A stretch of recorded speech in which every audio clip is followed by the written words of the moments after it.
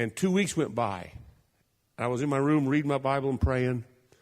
My boy Chad comes in just weeping, just undone. 2 weeks. He said, Dad, I don't know what's wrong. I can't stop crying. I said, I know what's wrong. Go back and get some more.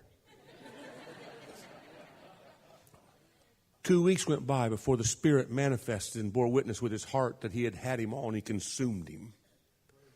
Faith works. God takes Moses up on the hill and says, see that promised land? You don't get to go. Thanks, God.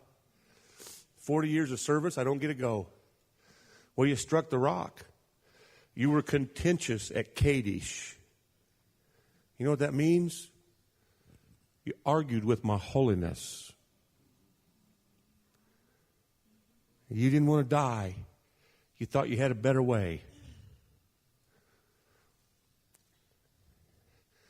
You may be here in the church tonight and you may never get to live your dreams. It doesn't matter. With your eyes on Jesus is what matters. There's people in this room with unfulfilled expectations and it's driving you to depression.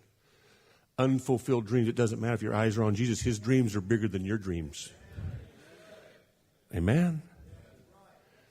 So I go to Exodus 32, and Moses is on one of his mountaintop experiences, getting the law. And he comes down with Joshua, and he says, what's that sound? It sounds like war. It doesn't sound like victory. What is it? It's a bunch of people dancing around a cow. Aaron comes to him. Don't be angry with us, Lord. He's brown nosing. He calls Moses Lord. When you're in trouble, you always brown nose.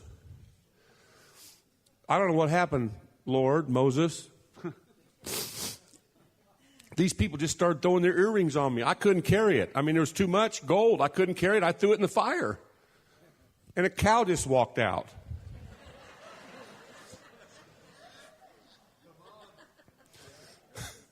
It's true. The Bible's a good book if you read it. And Moses said, don't be angry with us. You know how prone we are to evil. You know that the propensities, the inclinations, the bent, the wind. You know how the wind of our heart is always against you. That's why Jesus died, so he could change the wind. So he could change the proneness.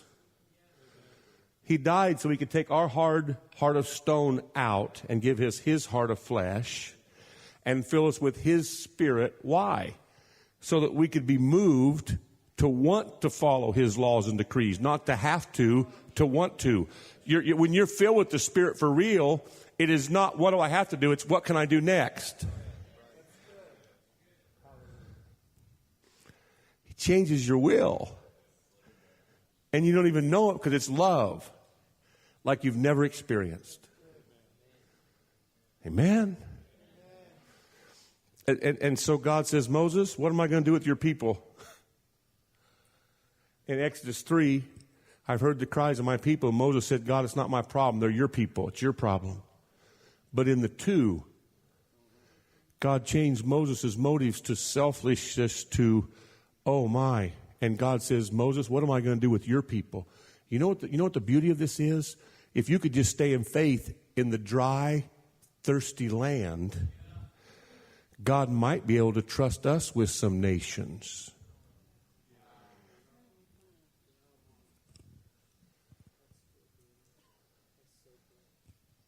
Okay, let's don't think too big. How about a town? Okay, I know that's too big. How about a neighborhood? Okay, how about your family? I think if we could stay in faith, God could trust us with our own tribe. We could start there. See, here's the problem. 1 Corinthians 4:15 says, I got 10,000 people that want to do the show and do the preaching and do the performing, but I don't have anybody that wants to be a spiritual father. Because being a spiritual father costs you everything. Paul said in Galatians 4:19, he says, I'm in the pains of childbirth so that Christ could be formed in you. I'm talking about faith here. I'm talking about we've had the river and people have been getting blessed and getting filled and getting healed and getting delivered from all kinds of sin. But now we got to go out and live. And you know we're going to live in the two.